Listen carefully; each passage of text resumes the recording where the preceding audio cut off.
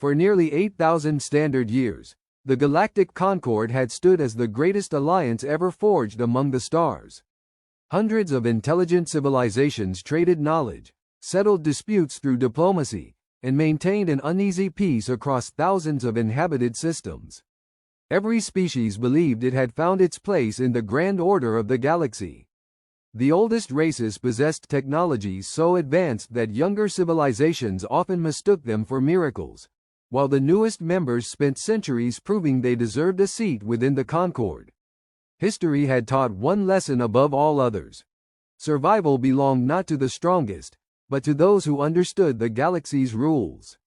Yet there was one rule that every civilization quietly accepted without question. Any species born on an extreme death world rarely survived long enough to reach the stars. The worlds were simply too violent, too unstable, and too unforgiving to produce advanced civilizations. It was considered an immutable law of evolution. That certainty would soon be shattered. Commander Varric of the Vesha Dominion stood silently before the panoramic observation window aboard the patrol cruiser Silent Horizon. His tall, slender frame barely moved as countless stars drifted past the vessel. Like all members of his species, his hollow bones and delicate muscles had evolved under the gentle pull of a low-gravity world. Even routine military service required powered support braces beneath his ceremonial uniform, though few outsiders ever noticed them. His sharp amber eyes remained fixed on the endless darkness ahead while the bridge behind him hummed with quiet efficiency. He had spent nearly 70 years protecting the frontier, and very little surprised him anymore. The calm was interrupted as Lieutenant Saris approached with a glowing data tablet held carefully in both hands. "Commander, the Exploration Council has forwarded another report concerning the newly discovered civilization beyond the Perseus Drift." Varric sighed without turning around.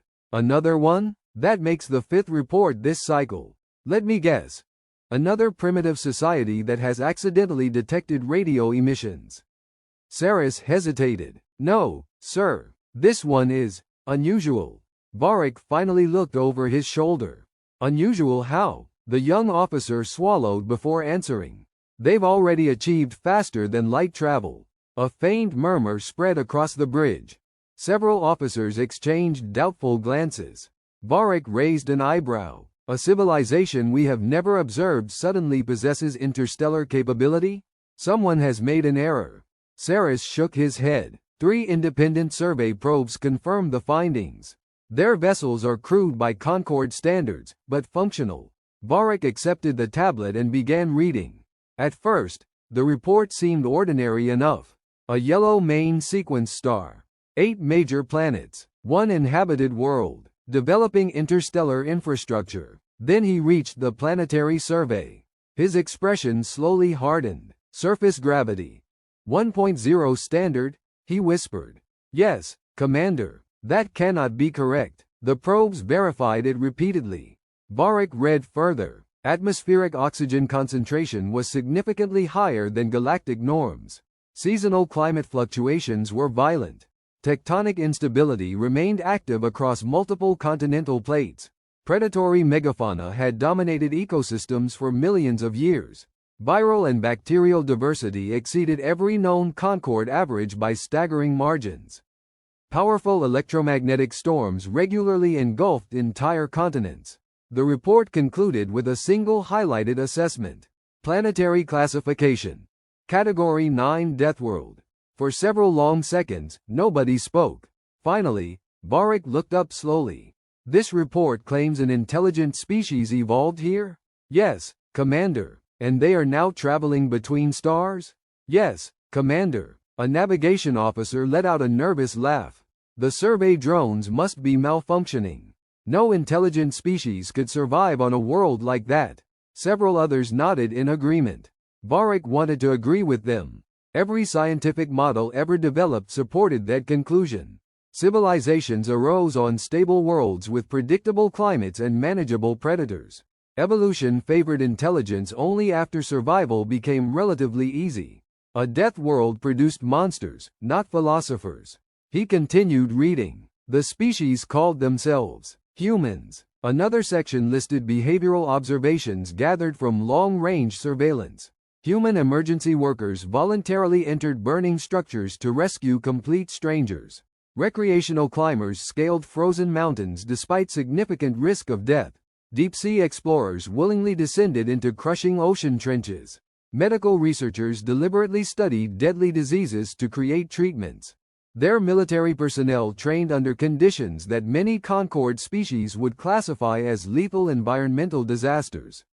Barak frowned. This cannot be accurate. Saris answered quietly. Multiple probes observed identical behavior. An older communications officer leaned forward. Perhaps they are exceptionally reckless. No, Barak replied thoughtfully. Recklessness does not build civilizations. There must be another explanation. Before anyone could respond, the bridge speakers chimed. Incoming priority transmission from the Galactic Concord Council. The holographic projector activated, revealing Counselor Ashara, an elderly representative of one of the founding species. Her silver robes shimmered softly as she addressed every frontier patrol simultaneously.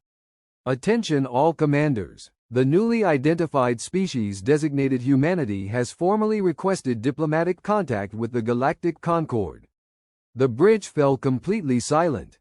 Ashara continued. Several rumors regarding this civilization are already circulating throughout member space. I remind every officer that unverified stories are not to influence official conduct. A faint smile crossed one officer's face. Too late. The rumors had spread astonishingly fast. Some claimed humans wrestled dangerous predators for sport. Others insisted they consumed chemical toxins as part of social gatherings. One particularly absurd story suggested that human children regularly fractured their own bones during recreational activities and returned to play after receiving medical treatment.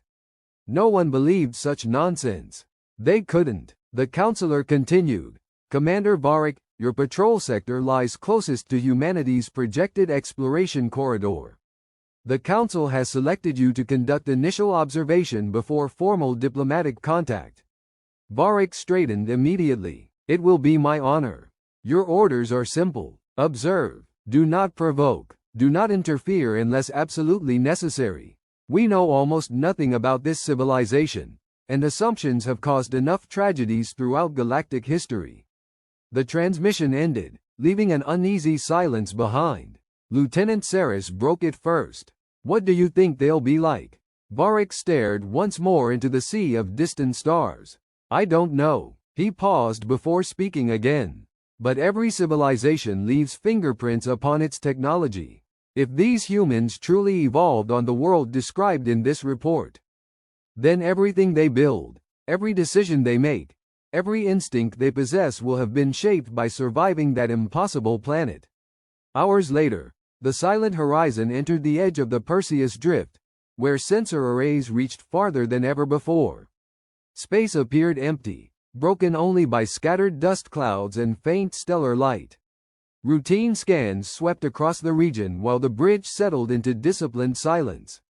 Then the tactical display emitted a sharp warning tone.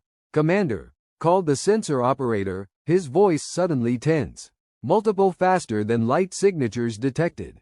Distance? Approximately 4 light hours in closing. Number of vessels? The operator hesitated as fresh data streamed across his console. I'm not certain. Barak stepped closer. Explain. They're maintaining perfect formation despite traveling through unstable subspace currents. Our computers can't match the drive signatures with any known Concorde design. Another alert echoed across the bridge. They've exited faster than light travel. Dozens of icons suddenly appeared on the tactical display. Not a war fleet, not a colony convoy, an exploration task force. At its center traveled a vessel unlike anything the Concorde had ever recorded. It was neither elegant nor graceful. Its hull was built from thick angular armor instead of smooth flowing curves. External sensor arrays protruded openly from reinforced plating. Massive engine assemblies dominated the stern, while countless maintenance access points covered the ship's surface as though its builders expected constant repairs instead of flawless perfection. Lieutenant Saris whispered almost involuntarily, "It's ugly." Barak studied the strange vessel for several seconds before answering. No. His amber eyes narrowed with growing curiosity. It wasn't built to impress anyone. It was built to survive. And for the first time in his long military career, Commander Barak felt something he had not experienced in decades. He felt genuinely uncertain about what would happen next. The unidentified task force maintained its formation as it drifted toward the edge of the Perseus Drift, never once altering its speed in response to the Vesha patrol cruiser observing from several million kilometers away. Commander Barak expected the unknown ships to activate weapon systems or attempt evasive maneuvers the moment they detected an alien vessel. Instead, the formation simply slowed to sublight velocity and came to a complete stop, as though patiently waiting for someone to introduce themselves. The bridge of the silent horizon buzzed with restrained curiosity. "Commander," the sensor officer reported, "their scanners have locked onto us, but we're detecting no weapons charging, no shield reinforcement and no signs of combat preparation." Barak folded his hands behind his back. "Interesting. Either they are remarkably confident, or remarkably peaceful." Aboard the human exploration flagship TCS Resolute, Captain Elias Ward stood on his own bridge, studying the alien cruiser displayed on the central holographic table. At 45 years old, Ward had spent over 2 decades commanding vessels along humanity's expanding frontier. His dark hair was beginning to show streaks of gray, and a faint scar ran along the side of his jaw, a reminder of an accident during the Europa mining crisis years earlier. Unlike many legendary commanders celebrated in human history, Ward disliked dramatic speeches. He believed that calm thinking saved more lives than loud heroics. Around him, the bridge crew moved with quiet professionalism, each officer focused on their responsibilities without unnecessary chatter. "Visual analysis?" Ward asked. Lieutenant Emma Brooks adjusted the sensor display. "Alien vessel appears lightly armed compared to our escort frigates. Hull composition is unknown. Their drive system is unlike anything in our database." She paused before adding, "They're watching us just as carefully." Ward nodded. "As they should." Across the bridge, Ambassador Nathan Cole smiled faintly. "Well, Captain, we've officially become someone else's first contact." A few crew members chuckled. Ward allowed himself a brief smile. "Let's try not to make a terrible first impression." Dr. Maya Chen entered the bridge carrying a portable scanner, still wearing the dark blue jumpsuit of the engineering department rather than a formal uniform. She glanced at the alien vessel and immediately began analyzing the incoming sensor data. "Their reactor output is surprisingly low," she observed. "Either they're incredibly energy efficient or their technology evolved along a completely different engineering philosophy." Ward looked toward her. "Any obvious threats?" "Nothing obvious," Maya replied. "But obvious threats rarely stay obvious." Ward appreciated that answer. He had chosen Maya Chen for this mission precisely because she questioned everything. The bridge doors opened once more as Sergeant Sofia Alvarez arrived with 4 Marine security personnel. Unlike ceremonial guards, these soldiers wore practical combat armor marked with scratches from years of service. Alvarez herself stood only slightly taller than average, but years of military training gave her a presence that filled the room. "Captain," she said, "security teams are ready if negotiations go sideways." Ward shook his head. "I hope they won't." "So do I," Alvarez answered honestly. "But hope isn't a security plan." Ward couldn't argue with that. Back aboard the Silent Horizon, Lieutenant Saris continued studying the strange human vessel. "Commander, their ship doesn't make sense." Barak looked over. "Explain." "The armor plating is unusually thick." "So?" "Heavy armor reduces efficiency. Most civilizations abandoned designs like this thousands of years ago." Barak considered the observation. "What else?" "They have exposed maintenance hatches everywhere. Their engine systems appear modular, almost as if they expect individual sections to be replaced regularly instead of lasting the ship's lifetime." Barak slowly nodded. "They designed their vessel expecting damage." "Exactly." Neither officer realized how normal that philosophy was for humanity. Human engineers had never assumed machines would remain perfect. They assumed something would eventually break. The important question was whether it could be repaired. On the Resolute, Communications Officer Daniel Price suddenly raised his hand. "Captain, we're receiving a transmission." The bridge instantly became silent. "Audio only?" "No. They're attempting mathematical communication." Ward smiled. "They're using universal constants." Maya Chen looked impressed. "That's a good sign." Within minutes, both civilizations exchanged basic mathematical sequences, atomic frequencies and physical constants. Slowly, the translation software on both ships began constructing the foundations of a common language.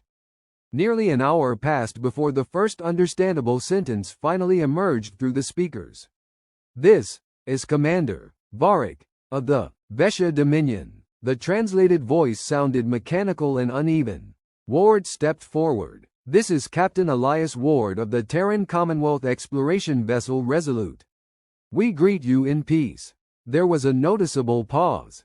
Then Varric's reply arrived. "You entered Concord Frontier Space without hostile action." Ward answered calmly. "Correct. You did not activate weapons." "Correct. You stopped outside engagement range." "We believed approaching further without permission would be disrespectful." The alien bridge remained silent for several seconds. Lieutenant Saris quietly whispered, "Commander." They understood diplomatic protocol without being told.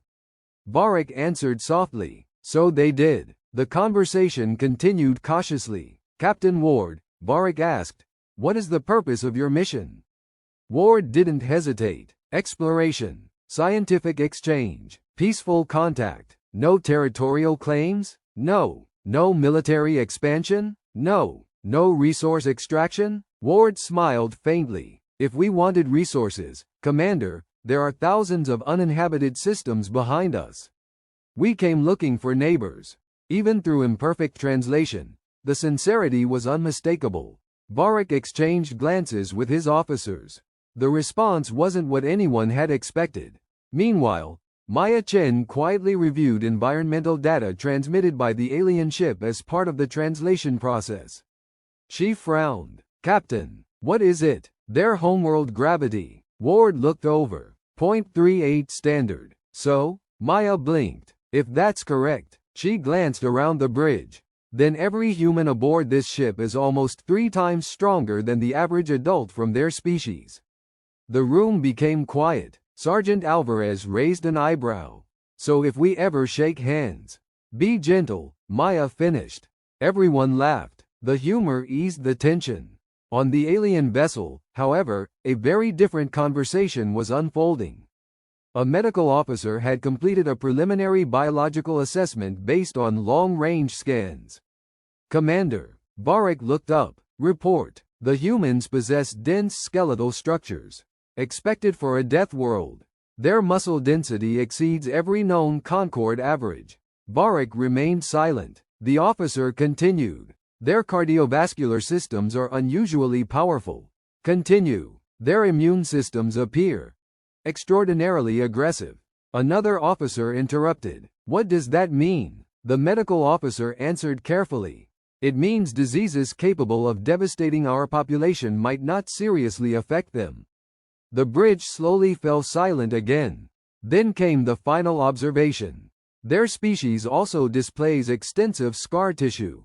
Varric frowned. "Scars?" "Yes. Evidence of combat?" "Not exclusively." The officer enlarged several human images gathered through telescopic observation. Most appear to have recovered from severe physical injuries during their lifetime. Lieutenant Saris stared at the display. "They survived those?" "So it would appear." Varric looked once more at the image of Captain Elias Ward. The scar across the captain's face suddenly carried a very different meaning. Among the Vesha, such an injury would have been permanently disabling. For the human standing calmly on the opposite bridge, it was simply part of his life.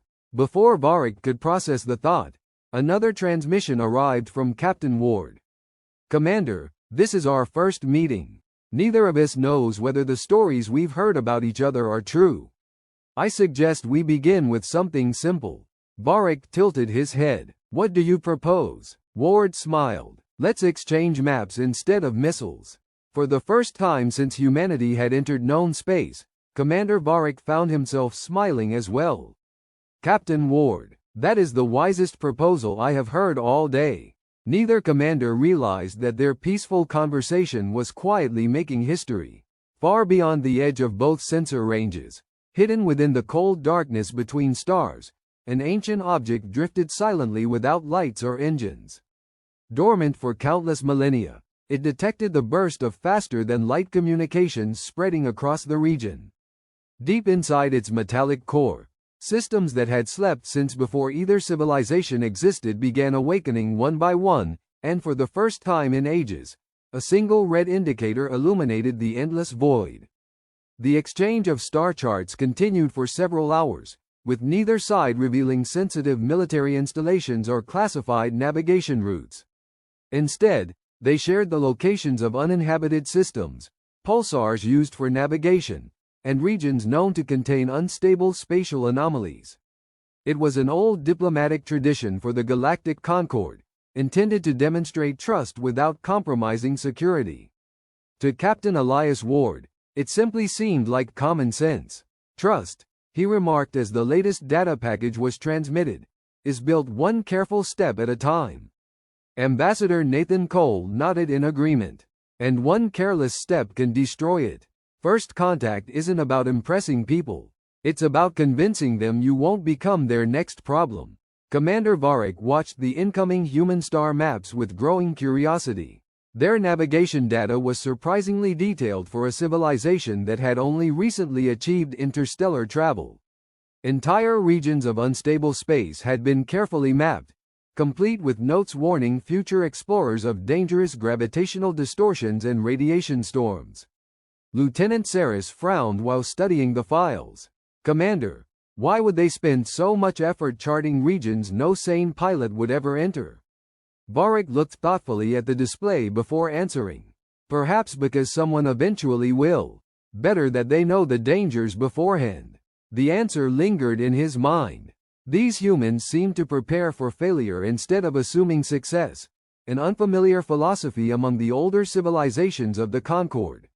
On board the Resolute, Dr. Maya Chen sat with several research officers comparing biological and environmental data received from the Vesha Dominion.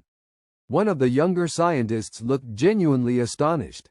Their average body temperature is nearly 5 degrees lower than ours. Another added, look at this. Their bones would fracture under loads that humans consider routine. Maya leaned back in her chair. Different worlds create different solutions. Evolution doesn't produce perfection. It produces whatever survives. A technician chuckled. I'm starting to understand why the aliens think we're strange. Maya smiled. If we evolved on their planet, we'd probably think we're strange too. Meanwhile, Sergeant Sofia Alvarez supervised a routine combat readiness exercise in one of the ship's training compartments. Even during peaceful missions, the Terran Commonwealth insisted its crews maintain regular drills. Marines sprinted through obstacle courses while others practiced emergency hull breach procedures under simulated low-pressure conditions. A young recruit finished the exercise breathing heavily. Sergeant, he said between breaths, do you really think we'll need all this if these aliens are friendly? Alvarez handed him a bottle of water. Training isn't only for enemies. The recruit looked confused. She continued, ships fail. Equipment breaks. Accidents happen. If we're prepared for the worst, we can spend more time hoping for the best. The recruit nodded quietly, beginning to understand. Aboard the Silent Horizon, however, the Vesha crew observed the human training session through long-range optical systems. Silence settled across the bridge as Marine after Marine completed physically demanding exercises that would have exhausted even elite Vesha soldiers within minutes. Lieutenant Saris broke the silence. Commander, are they punishing their own crew? Varric watched carefully. The humans encouraged one another, laughed after failed attempts and immediately tried again. No officer shouted. No one appeared afraid. No, Varric answered slowly. They're improving themselves. Saris blinked. Voluntarily? Varric simply nodded. Later that day, Ambassador Cole proposed an unusual gesture. Captain, I'd like permission to transmit something besides navigation data. Ward looked up from his console. What did you have in mind? Cole smiled. Music. Several officers looked at him with surprise. Music? Lieutenant Brooks repeated. Cole folded his arms. Mathematics tells them we're intelligent. Star maps tell them we're explorers. Music tells them we're people. Ward considered the idea for a moment before nodding. Choose something that represents humanity, not just one nation. Cole grinned. I already have. Hours later, the Vesha communication arrays received an unexpected transmission. It contained no tactical information, no scientific formulas and no diplomatic statements. Instead, gentle orchestral melodies filled the bridge of the silent horizon. Soft strings blended with powerful brass instruments while choirs rose and fell like waves across an ocean. Every officer stopped working. Even the background hum of machinery seemed quieter. When the final note faded into silence, nobody spoke for several long seconds. Lieutenant Saris finally whispered, "What was that?" Varric answered just as softly, "I believe." He searched for the correct word. That was an introduction. Elsewhere in the galaxy, news of humanity's arrival spread far faster than official reports could contain it. Merchant captains embellished every rumor they heard. Independent explorers claimed humans carried projectile weapons despite possessing advanced energy technology. Traders insisted human engineers could repair almost anything using improvised parts. One particularly imaginative story claimed humans consumed a corrosive stimulant every morning called coffee before willingly beginning complex work. Most citizens dismissed the stories with amusement. The older civilizations had seen countless myths emerge whenever a new species entered the galactic stage. They expected reality to be far less dramatic. Not everyone was amused. Deep within the towering chambers of the Galactic Concord Council, several senior delegates questioned the wisdom of allowing a Deathworld species unrestricted access to member space. Councillor Harith of the Scylan Union spoke first. History demonstrates that harsh environments produce aggressive civilizations. Increased caution is justified. Another delegate replied, history also demonstrates that prejudice creates unnecessary wars. The debate continued for hours without reaching a conclusion. In the end, the council voted to continue observation while delaying formal membership discussions until more was known about humanity. Back on the Resolute, Captain Ward received a secure transmission from Earth. The face of Fleet Admiral Rebecca Hayes appeared on the encrypted display. Captain, your preliminary reports have reached Commonwealth Command. Congratulations. You've managed first contact without anyone shooting at each other. Ward smiled faintly. We're setting a remarkably high standard, Admiral. Hayes laughed quietly before becoming serious. Maintain it. Remember, every decision your crew makes will shape how an entire galaxy judges our species. Ward nodded. Understood. Before ending the call, Hayes added one final sentence. Stay curious, Captain. But don't confuse curiosity with safety. As both ships prepared to continue their cautious exchange, neither crew noticed a faint burst of electromagnetic radiation passing silently through the system. It originated from no star, no planet and no known vessel. Hidden within the darkness beyond ordinary sensor range, the ancient object that had awakened earlier continued listening. It did not understand diplomacy, music or friendship. It recognized only one thing. Intelligent civilizations were beginning to connect across the stars once again. Somewhere inside its forgotten machine mind, a sequence that had remained dormant for tens of thousands of years reached completion. Across unimaginably vast distances, identical signals quietly spread through the void, and one by one, other ancient machines began to awaken. The following morning aboard the Silent Horizon began unlike any Commander Varric had experienced in decades of military service. Instead of reviewing tactical reports or border disputes, he found himself reading an extensive cultural dossier transmitted voluntarily by the humans. It contained information about their history, scientific achievements, artistic traditions, and even their greatest failures. There were records of devastating wars, environmental disasters, deadly pandemics, and political divisions that had nearly destroyed their civilization centuries earlier. Nothing had been hidden or rewritten to make humanity appear flawless. Lieutenant Saris looked genuinely puzzled as he scrolled through the files. "Commander, why would they tell us about their mistakes?" Varric answered without looking away from the display. "Because they expect us to discover them eventually."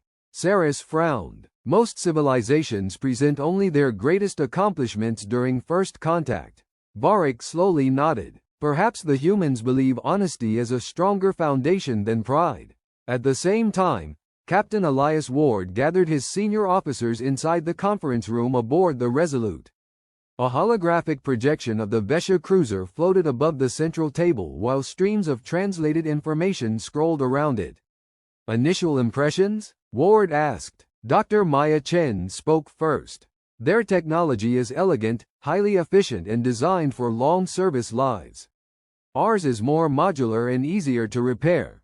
Neither approach is objectively superior. They're simply solving different problems." Ambassador Nathan Cole leaned back in his chair. "Politically, they're cautious rather than hostile.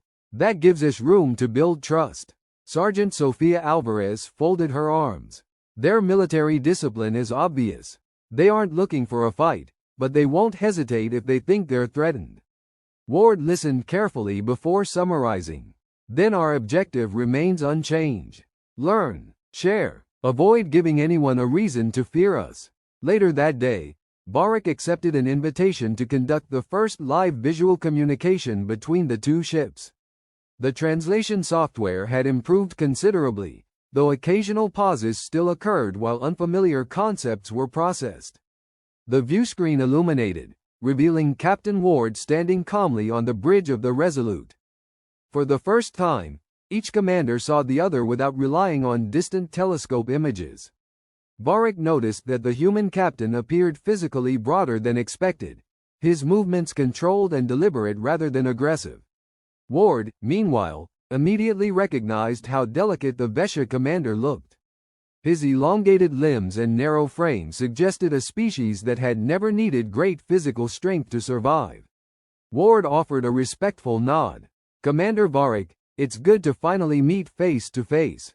Varric returned the gesture. "Likewise, Captain Ward. I believe this is the first visual conversation between our peoples." Ward smiled faintly. "Let's hope future historians describe it as a successful one." A trace of amusement appeared on Varric's face. "History rarely asks our permission." The discussion lasted nearly 2 hours. They spoke about navigation, exploration and the challenges of governing distant colonies. Surprisingly, they discovered they shared many concerns despite evolving on completely different worlds. Colonists often underestimated frontier dangers. Long communication delays complicated emergency responses. Scientific expeditions occasionally ignored safety procedures in pursuit of discoveries. Ward laughed when one story described researchers accidentally releasing harmless but incredibly noisy native wildlife into a Vesha laboratory. "We had something similar happen with genetically modified goats on Mars," he admitted. Varric tilted his head. "Modified goats?" Ward chuckled. "Long story." Even through imperfect translation, both bridge crews found themselves laughing together. When the conversation shifted toward planetary environments, however, the mood changed.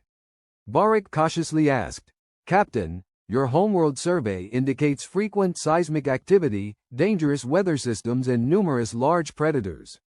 Are the reports accurate?" Ward nodded without hesitation. "Mostly." Varric blinked. "Mostly?" Ward smiled. "The reports don't mention mosquitoes."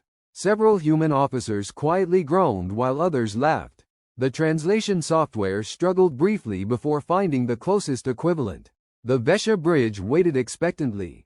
Ward finally explained, "Imagine a tiny flying parasite that constantly tries to drink your blood." Lieutenant Saris stared in disbelief. "Your world contains airborne blood-feeding organisms?" "Billions of them," Ward replied. "They're incredibly annoying." An uncomfortable silence followed before one Vesha technician whispered, "Why would anyone continue living there?" Ward answered with complete sincerity, "Because it's home." That simple response stayed with Varric long after the transmission ended. Hours later, Dr. Maya Chen requested permission to analyze data from the unusual electromagnetic pulse that had quietly passed through the system earlier. At first, everyone assumed it had been a natural stellar fluctuation, but the readings contained subtle patterns that refused to fit any known astrophysical phenomenon. Maya enlarged the signal across multiple displays. "These intervals are too regular," she muttered.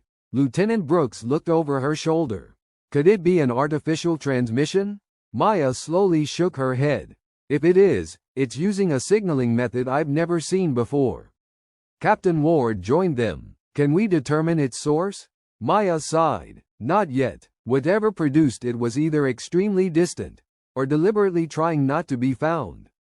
On the silent horizon, Vesha scientists reached an almost identical conclusion independently. Commander Varric listened as his chief science officer completed the report. "The signal does not match any known Concord beacon, communication array or astronomical event." Varric asked the obvious question. "Could it have originated from the human fleet?" "Unlikely," the scientist replied. "Its direction of travel places the source well beyond both our positions." Varric remained silent for several moments before issuing new orders. "Record everything. Continue passive observation. Inform the Concord Council that an unidentified phenomenon has been detected, but do not speculate regarding its origin." As both ships continued their peaceful exchange over the following days, neither crew realized they were gradually becoming comfortable with one another. Human engineers and Vesha technicians compared maintenance philosophies. Medical researchers discussed biology without sharing sensitive genetic information. Navigators exchanged techniques for safely crossing unstable regions of space. It was the beginning of something neither civilization had expected. Genuine friendship built not on identical cultures, but on mutual curiosity and respect.